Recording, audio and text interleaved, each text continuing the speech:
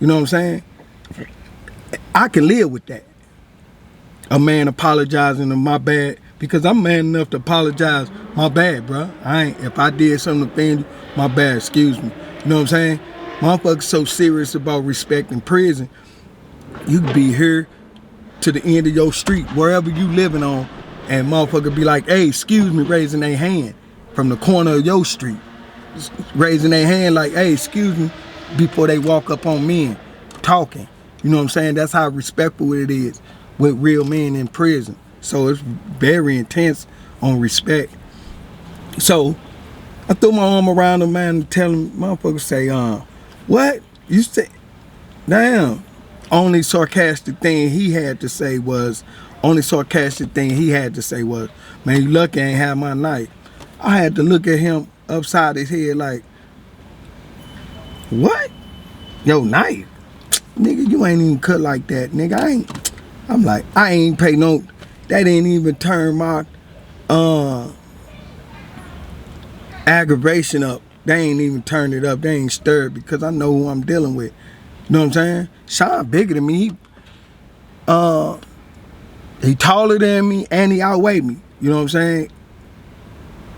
And you know what I'm saying? But that don't mean nothing. I'm fighting Goliath in here. I'm fighting Goliath. And Goliath is the federal government. Ain't no motherfuckers bigger than them. So this mere mortal motherfucker right here, I'ma wash him away. You know what I'm saying? So I know I got the 845. Go around him again. 5-10 minutes later, throw my arm around him again. He was standing talking to a few other guys. I said, man, guess what Sean did, man? Called me a whole ass nigga on the compound. They like, what? Damn, Sean, you acting like that? Man, shit.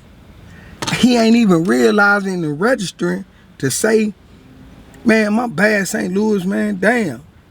Because I went around you 2 times. And I ain't even give up then. Because if I don't get him to do it on his own, but I'm gonna gotta put myself in place, because this can't go to the next day or the day after or a week later. This can't go like that. After you call me a whole ass nigga out on the compound, 10-minute move. No matter who heard it. And it's people walking past, so you saying that type of shit, a lot of people heard it. You know what I'm saying? But I'm willing to forgive you if you realize your mistake. I can go to sleep and rest if you acknowledge your mistake. You know what I'm saying? My bad, St. Louis. I shouldn't have. Woo, woo, woo. If you did it like that, that's something different. So I can live like that. So I go take a shower, 15 minutes, take me a little 10-15 minute shower. The 10-minute shower, not no 15 minutes. That's down to an hour. Take me a 10-minute shower real quick, wash up, dry off room, throw my shoes on, come out the shower, go to my room, get my shit together, make me a little noodle. I come around them again. Now, mind you, we locked down at 9:45. We locked down. So I got to get him to realize what he said to me on his own. But I got to keep bringing it up to around the people that we deal with in the unit. So no matter who I brought him, I brought this up around 2 or 3 different groups, if not 4 different people around Sean.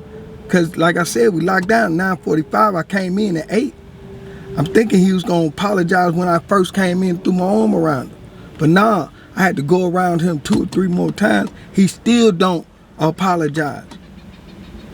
So I'm saying to myself, if I go in this room and lock down, I know my conscience gonna bother me. My conscience gonna eat at me too bad and start picking at my soul. That nigga, you soft, you getting soft. Now you let niggas, I can't let that get away. You know what I'm saying? No matter who it was. You know what I'm saying? I can't, because we don't demonstrate manhood like that. So my issue was,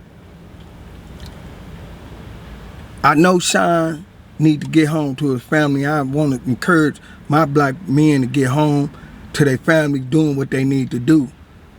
But if you in there and you doing certain things, and you know, you gotta face the consequences when they come. And that went for me too. You know what I'm saying? And I just had favor, man. I had plenty of favor. And I wasn't no snitch or I wasn't no rat. So I had plenty of favor, man. And I ran with that, man. And you know, I treated men like men, and men, you know, and it was respect. You know what I'm saying? No matter wherever I went. So they didn't call lockdown. I'm like, damn. Man. Sean gonna do it like this, man. I locked down. Now, mind you, my celly from Louisiana. He's from the actual boot. He really one of the original bottom boys out of Louisiana, Shreveport. One of the original bottom boys. If you ever heard of the bottom boys. When my celly was older, he had a 30-year sentence. He was a little older than me. You know what I'm saying? He was like a brother to me. So he worked in Unicor, and he was one of the guys that saved his money and worked and stayed out the way. And he stayed out the way, man. He saved his money, man. And he took care of himself from going to work in prison. Didn't have to call nobody for nothing. And he was good with his money. And he go to sleep early. You know what I'm saying? Before they even locked down. So he probably jumped in the bed at the 8:30. At 8:30, he had jumped in the bed, started winding down, because he getting up going to work in the morning. You know what I'm saying? And I work over there too. And when I come in the room and shit, I took a shower, came in the room, got my little books or whatever I was reading till I dozed off of none. Turned on my little nightlight, got on the top bunk, turned on my nightlight, started reading and shit, trying to tap my little toes. And to wind down mentally, telling myself, wind down, Weezy, wind down a little bit, man. Don't let your mind go there. Don't, you know what I'm saying? It ain't nothing. Man, as I laid there, my conscience got to eating at my soul again. You know what I'm saying? About him calling me a whole ass nigga out on the compound, being disrespectful. You know what I'm saying? And I went around him several times, at least 3 times at the minimum. I might say 4. You know what I'm saying?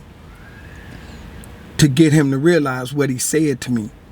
But being that he didn't, it didn't compute that he said something wrong to me, now I got to take it to another level. In Beaumont, they got metal detectors. They got one on the rec yard. And like I said, man, I take my plastic knife. I got a plastic knife. I got a steel knife. I had a steel knife out on the yard that was out there. But the plastic knife was for like when I go out on the yard to come back and forth through the metal detector or in the unit or whatever. You know what I'm saying? Because the guards coming in the room with the metal detectors and all of that through your mat, pulling your mask down off and then scanning it for knives and shit. You know what I'm saying? So I knew that. So I had this plastic knife that I had melted together. It was melted together like fiberglass, man, and it was nice. So I came in the room and I laid down. I started trying to read, and my nerves got to fucking with. My nerves got to fucking with my soul about Sean saying that to me. So, and I thought about it. I said, man, now I'm gonna make it